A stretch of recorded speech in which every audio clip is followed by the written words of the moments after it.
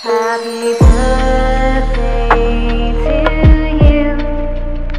ఈ పాదం ముద్దాడి పులకించిపోయిందే ఈ నెల ఈ